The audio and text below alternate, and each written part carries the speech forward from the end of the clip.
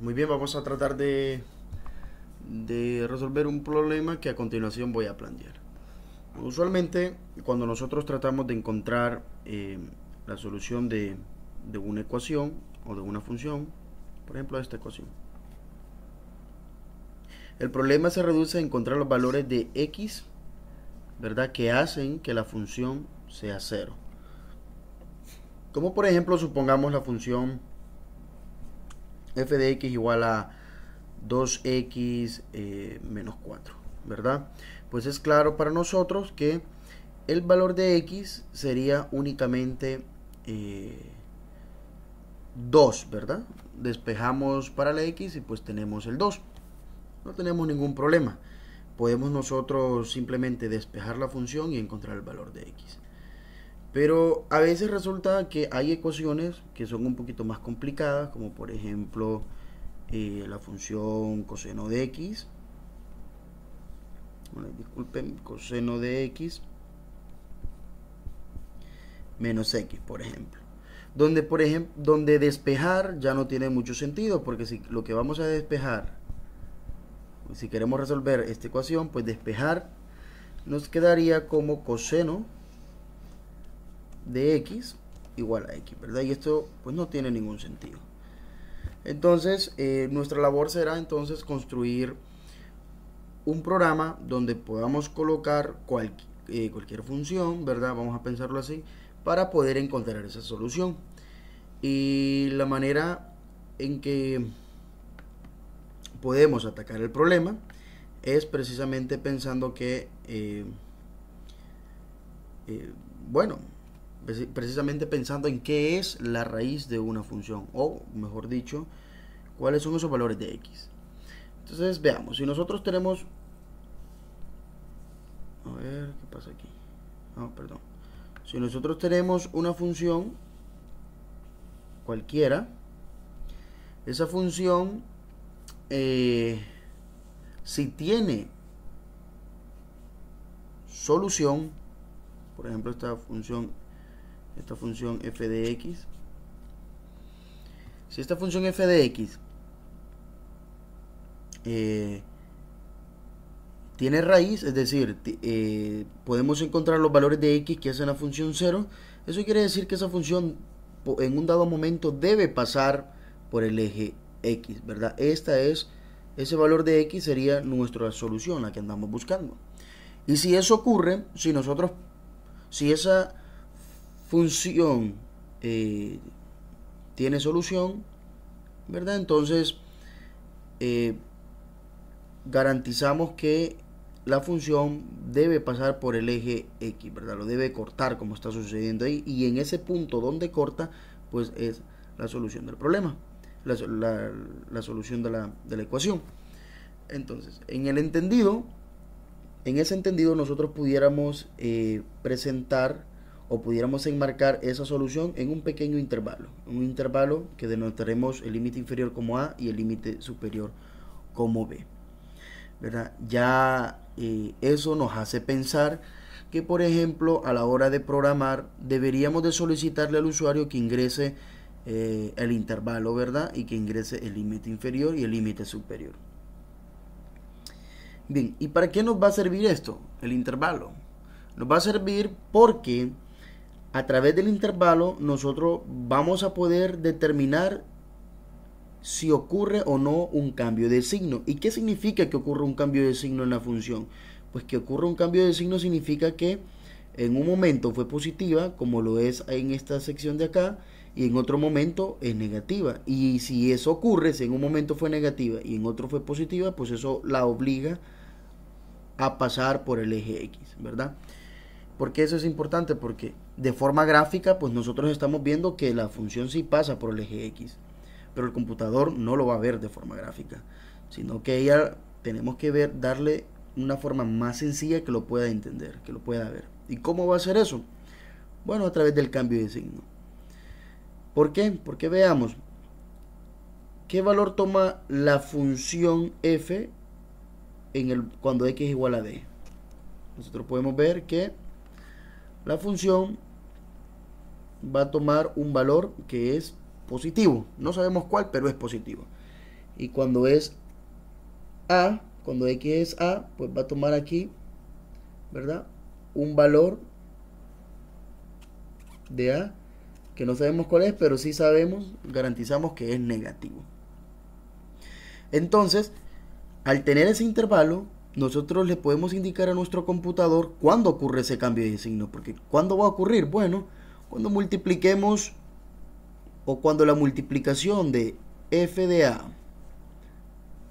Ok, vamos a ver, aquí lo voy a escribir. Cuando la multiplicación, a ver, aquí lo voy a hacer. Cuando la multiplicación de f de a por f de b sea menor que 0.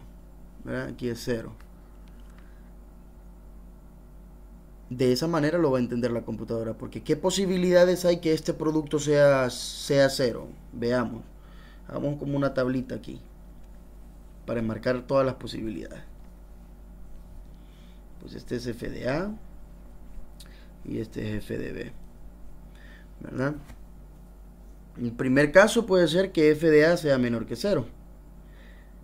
Entonces, f de b debería ser mayor que 0 para que la multiplicación de f de a, bueno, aquí es f de a, no me marca, no sé por qué, por f de b, aquí sería f de b, la multiplicación sea menor que 0. ¿Y cuál es la otra posibilidad? Bueno, de que f de a sea mayor que 0, sea positivo entonces, y f de b sea menor que 0. Esas son las únicas posibilidades para que el producto sea menor que 0, ¿verdad? En ese caso, nosotros estamos analizando este caso de aquí, ¿verdad? Donde, vean, donde f de a es menor que 0, acá tenemos, y f de b es mayor que 0. Este caso, ¿cuál sería? Bueno, pues únicamente sería, pues ¿cómo se llama? Pues únicamente sería una gráfica así, ¿no? Por decir algo, ¿sí? Es decir, f de a aquí pues es positivo, y porque este es a y este es b, y f de b pues sería negativo, menor que 0.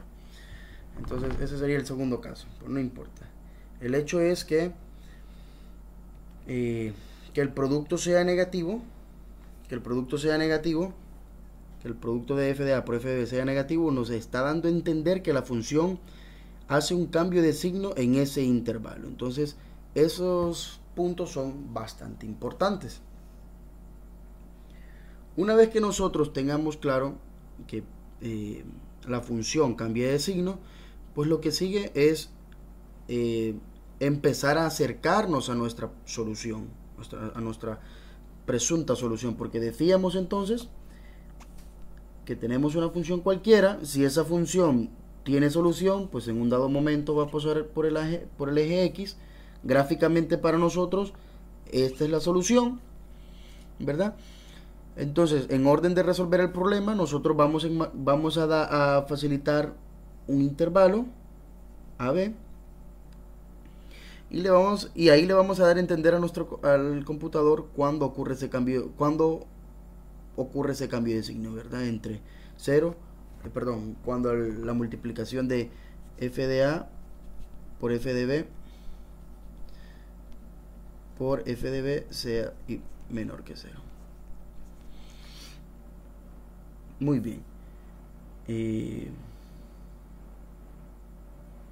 Entonces, ¿cómo nos acercamos aquí a la solución? Pues lo más intuitivo es partir el intervalo, como quien dice, a la mitad. Supongamos que lo vamos a partir como por aquí, ¿verdad? Entonces nosotros podemos observar claramente que el intervalo se parte en dos.